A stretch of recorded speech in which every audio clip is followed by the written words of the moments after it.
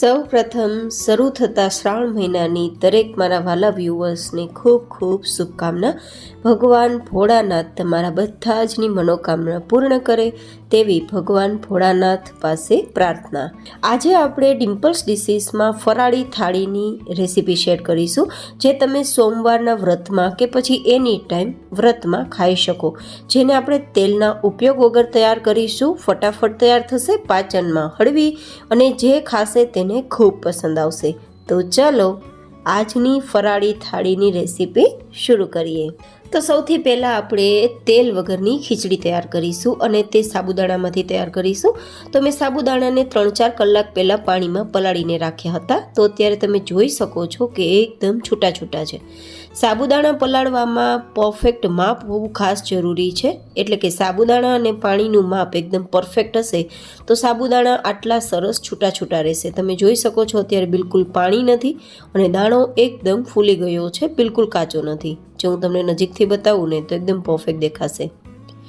અહીંયા આપણે માપ માટે ઘરમાં રહેલી વાટકી અથવા કપને પહેલાં સેટ કરી અને પછી સાબુદાણાને પાણી લેવું. તો મેં મેજરિંગ કપથી 1 કપ સાબુદાણા અને તેની સામે 1 કપ જેટલું પાણી બંને મિક્સ કરી 3 કલાકથી 3.5 કલાક સુધી મેં પલાળીને રાખ્યા હતા.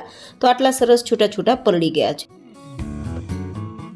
હવે આપણે બિના ઝંઝટ તેલના ઉપયોગ વગર એકદમ છૂટી છૂટી ખીચડી તૈયાર કરવા માટે એક પ્લેટ લેશું. તેને પહેલી વાર તેલથી અથવા ઘીથી આ રીતે એકવાર ચીકણી કરી લેશું, જેથી સાબુદાણા એકબીજા સાથે ના ચીપકે.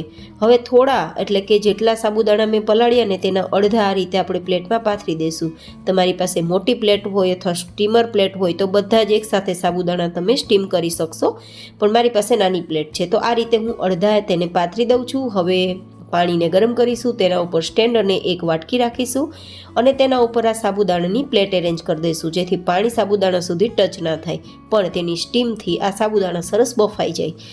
આ રીતે બફાતા સાબુદાણા છૂટા અને કાચ જેવા ટ્રાન્સપરન્ટ કલરમાં આવી જશે. તો મીડિયમ ગેસની ફ્લેમ પર થવા દેશું.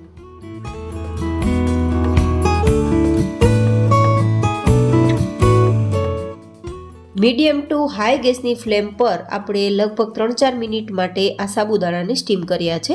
તો અત્યારે તમે જોઈ શકો છો કે સાબુદાણાનો કલર પહેલાં કરતાં થોડો અલગ થઈ ગયો છે, મતલબ ટ્રાન્સપરન્ટ પર આવી ગયો છે અને એકદમ દાણો બફાઈ ગયો છે અને છૂટો છૂટો છે. તો હવે આ પ્લેટને આપણે નીચે ઉતારી કોઈ એક્સ્ટ્રા વાસણમાં લઈ લેશું અને પછી આ જ પ્લેટની અંદર જે બાકી બચેલા સાબુદાણા છે તેને પણ આપણે સ્ટીમ કરી લેશું. તો હવે બંને પ્લેટ આપણી એકદમ સરસ બફાઈ ગઈ છે અને તમે જોઈ શકો છો કે દાણા એકદમ છૂટા છૂટા છે. હજુ આ સાબુદાણાના દાણા જે છે ને એ થોડા હુફાળા ગરમ છે, જેમ ઠંડા થશે તેમ છૂટા છૂટા થશે.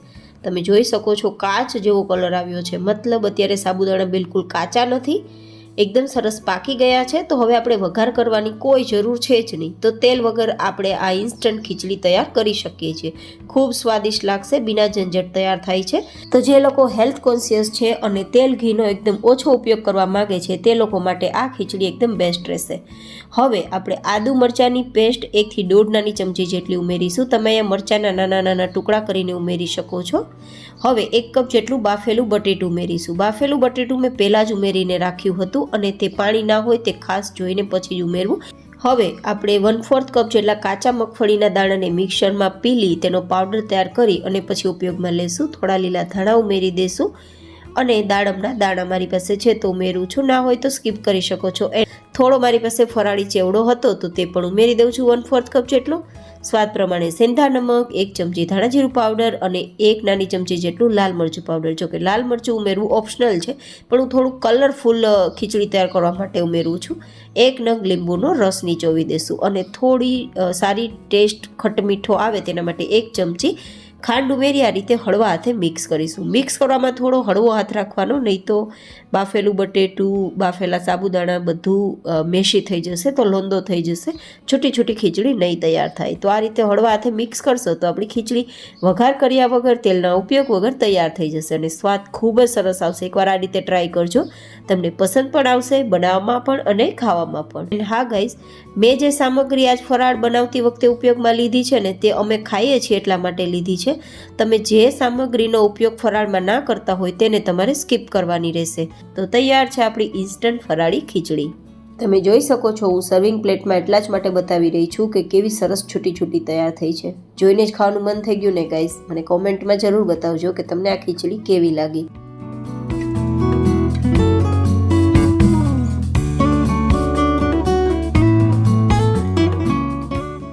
હવે આપણે બીજી ફરાળી વાનગી તૈયાર કરીશું અને તે છે ઓઇલ ફ્રી ટિક્કી. એકદમ ઇન્સ્ટન્ટ, કોઈ પણ પ્રકારના લોટના ઉપયોગ વગર. તો 2 કપ જેટલા કાચા મગફળીના દાણાને મિક્સરમાં ઉમેરીશું અને અધકચરો પાવડર તૈયાર કરીશું. આ ટિક્કી એકદમ સરળતાથી તૈયાર થશે અને પેટીસ જેવો તેનો ટેસ્ટ આવશે. તળવાની તો ઝંઝટ છે જ નહીં. તો હેલ્થ કોન્શિયસ લોકોને પણ જો પેટીસ ખાવી હોય તો પણ ખાઈ શકે તે રીતે આ તૈયાર થશે. તો આ પાવડરને અત્યારે આપણે સાઈડમાં રાખી દઈએ અને અહીંયા મેં પહેલાં જ બાફીને રાખેલા 500 ગ્રામ જેટલા બટેટા લઈશું. બટેટાને હંમેશા પહેલાં બાફી લેવા જેથી તેમાં કોઈ પાણી ના રહે અને સ્ટીમ પણ ના રહે, જેથી પાણી ના છૂટે. હવે આ રીતે આપણે મેશ કરી લઈશું, તેનો માવો તૈયાર કરી લઈશું.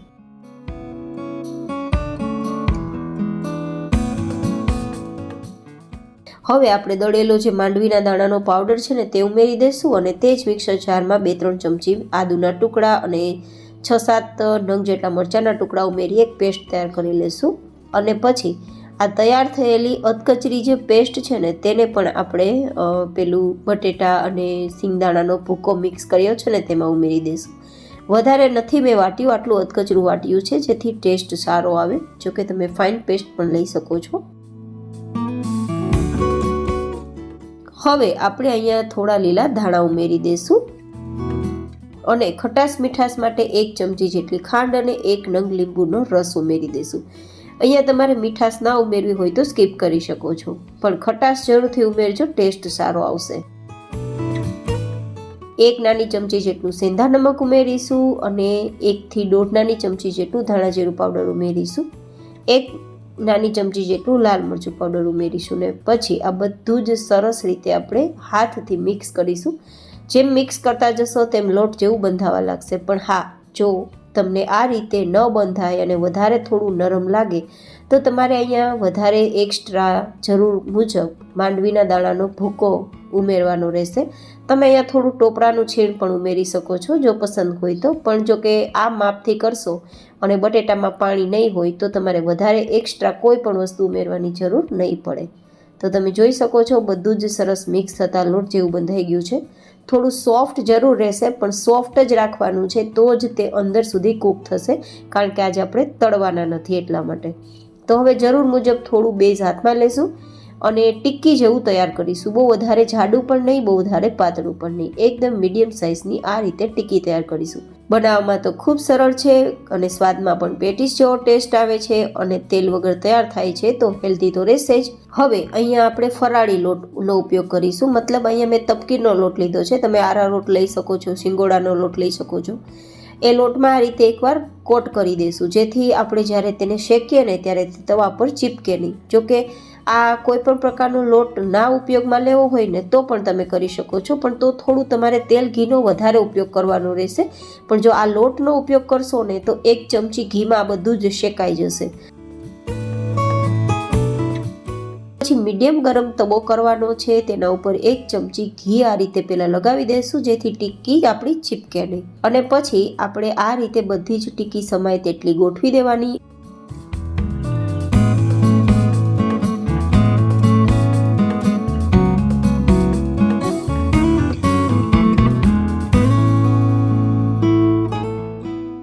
ઉપરથી પણ થોડું લાઇટ વેટ ઘી લગાવી દઈશું. જો કે લગાવવું ઓપ્શનલ છે, પણ જો લગાવશો ને તો ઉપર કલર તો ગોલ્ડન આવશે, પણ થોડું જે લેયર્સ છે ને થોડું ખસ્તા ને ક્રિસ્પી થશે. તો મેં 1 ચમચી ઘીનો ઉપયોગ ઉપર પણ લગાવવામાં કર્યો છે. તો કુલ ટોટલ 2 ચમચી ઘીમાં આપણી બધી જ ટિક્કી શેકાઈ જશે. તો તેલના ઉપયોગ વગર તૈયાર કરી છે. ઘી તો થોડું હેલ્ધી છે, શરીર માટે જરૂરી છે, તો મેં ઉપયોગમાં લીધું છે. પણ જો કે તમે તેલનો ઉપયોગ કરી શકો છો ફરાળમાં તેલ લેતા હોય તો. હવે આ રીતે બંને સાઈડ ફેરવતા જશું ને ગોલ્ડન કલર પર આવે ત્યાં સુધી શેકશું.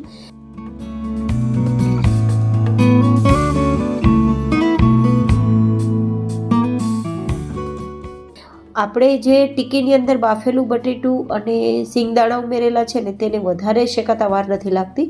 ઉપર જ આપણે લોટ એકદમ લાઇટ વેટ લગાવેલો હતો તો ફટાફટ શેકાઈ જશે.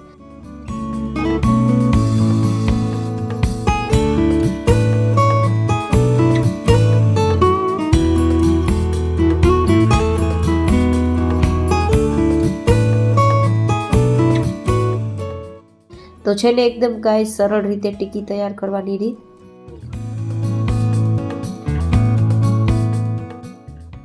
હવે આપણે તૈયાર કરીશું લાડુ. લાડુમાં પણ આપણે ઘીનો ઉપયોગ નથી કરવાનો. તો કડાઈમાં 2 કપ જેટલું આપણે દૂધ લેશું. દૂધને થોડું હલકું ગરમ કરી તેમાં આપણે ફ્લેવર માટે ને કલર માટે કેસરનો ઉપયોગ કરીશું. તમારી પાસે કેસર ના હોય તો ઓપ્શનલ છે, સ્કીપ કરી શકો છો. પણ કેસરને આ રીતે ગરમ કરવું જરૂરી છે. દૂધ સાથે જેમ કેસર ગરમ થશે તેમ તેનો કલર છે તે પીળાશ પડતો આવતો જશે. એકદમ સરસ કલર આવશે એટલા માટે, અને ફ્લેવર પણ આવશે. એકાદ ઉફાણ આપણા દૂધમાં આવી જાય પછી આપણે ગેસની ફ્લેમ બંધ કરી અને 2 કપ જેટલો મિલ્ક પાવડર થોડો થોડો ઉમેરી અને મિક્સ કરવાનો છે, જેથી ગાંઠા ના પડે. ગેસની ફ્લેમ બંધ રાખીને જ મિક્સ કરજો, નહીં તો ગાંઠા પડી શકે છે.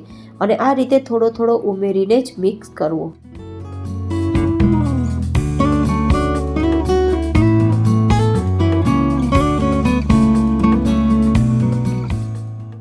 હવે આ રીતે બધું જ મિક્સ થઈ ગયું છે. તો મીઠાશ માટે 2 કપ જેટલી હું ખાંડ ઉમેરી છું. હું અહીંયા વધારે લાડુ તૈયાર કરું છું તો મેં પ્રમાણ વધારે રાખ્યું છે. હવે અહીંયા આપણે ખાંડને ઓગાળીશું.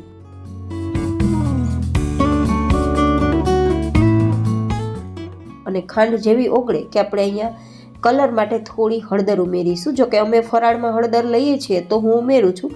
તમે ફરાળમાં હળદર ના લેતા હોય તો તમારે ઉમેરવાની નહીં રહે. માત્ર તમે અહીંયા કેસરનો ઉપયોગ કરી શકો છો, જોકે તે ફરાળમાં લેતા હોય તો. આ રીતે મિક્સ કરીશું તો એકદમ સરસ કલર આવી જશે. અને પછી આપણા દૂધમાં 1-2 ઉફાણ આવે ત્યાં સુધી કૂક કરવાનું છે.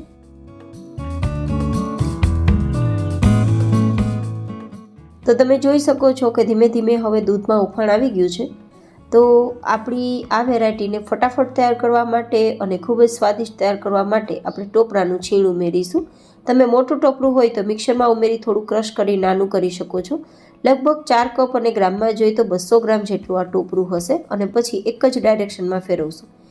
ગેસની ફ્લેમ અત્યારે ધીમી રાખીશું, નહીં તો ટોપરાનું છીણ તળિયે બેસી જશે. આ રીતે જેમ જેમ મિક્સ કરતા જશો તેમ ઘટ થતું જશે અને એકદમ સરસ કડાઈને છોડીને ભેગું થવા લાગશે. અત્યારે તમે જોઈ શકો છો એકદમ સરસ બધું ભેગું થઈ ગયું છે, કડાઈને છોડવા લાગ્યું છે. તો છે ને ગાઈસ એકદમ સરળ ઘી વગરની મીઠાઈ, સ્વાદમાં તો એટલી સરસ લાગે છે કે વાત ના પૂછો. તો હવે આપણી આ કડાઈ છે તેને નીચે ઉતારી થોડી ઠંડી કરી લેશું, જેથી આપણે આરામથી તેના લાડુ તૈયાર કરી શકીએ. હું અગેન તમને કહું છું, ફરાળમાં જે સામગ્રીનો ઉપયોગ ના કરતા હોય તેને તમારે સ્કીપ કરવાની રહેશે. અમે જે વસ્તુ ફરાળમાં લઈએ છીએ તેનો ઉપયોગ મેં કર્યો છે.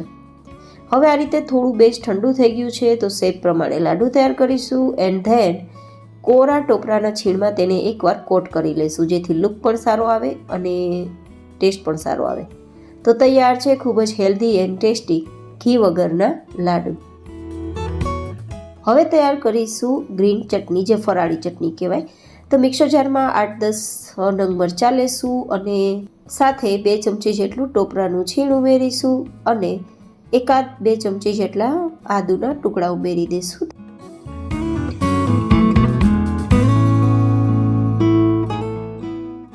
એકાદ 2 ચમચી જેટલો લીંબુનો રસ ઉમેરી દઈશું અને અડધી નાની ચમચી જેટલું સેંધા નમક ઉમેરીશું. 1 ચમચી જેટલી ખાંડ ઉમેરીશું ખટાશ મીઠાશ માટે અને 10-12 ફુદીનાના પત્તા ઉમેરી શકો છો, પણ મારી પાસે ડ્રાય છે તો 1 ચમચી ફુદીનાનો પાવડર ઉમેરેલો છે. થોડા લીલા ધાણા અને કલર એકદમ ગ્રીન આવે ચટણીનો તેના માટે 3-4 આઈસ ક્યુબ ઉમેરી ગ્રાઇન્ડ કરી લેશું. તમે જરૂર મુજબ પાણી ઉમેરી શકો છો, પણ મેં બરફ ઉમેર્યો છે તો હું પાણી નથી ઉમેરતી. તો આ રીતે આપણી ચટણી તૈયાર થઈ ગઈ છે. આ ફરાળી ચટણી આપણે આજે તૈયાર કરેલી ટિક્કી છે ને તેની સાથે ખૂબ મજા આવશે. હવે તૈયાર કરીશું આપણે રાયતું. આપણે જે ખીચડી તૈયાર કરીને તેની સાથે આ રાયતું ખાવામાં ખૂબ મજા આવશે. તો રાયતું તૈયાર કરવા માટે નીચે એક વાસણ રાખશું, ઉપર એક ચારણી રાખશું, તેના ઉપર 2 કપ જેટલું દહીંને નીતારવા છોડી દેશું.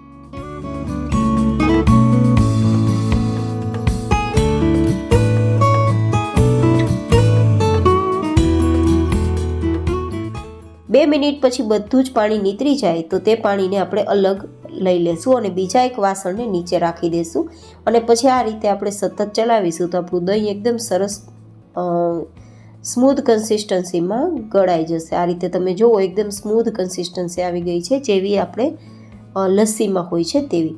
તો 1 ચમચી મીઠાશ માટે ખાંડ ઉમેરીશું, 2 ચપટી જેટલું સેંધા નમક અને 2 ચપટી જેટલો ચાટ મસાલા ફરાળમાં લેતા હોય તો, નહીં તો શેકેલા જીરાનો પાવડર લઈ શકો છો. આ રીતે મિક્સ કરી દઈશું.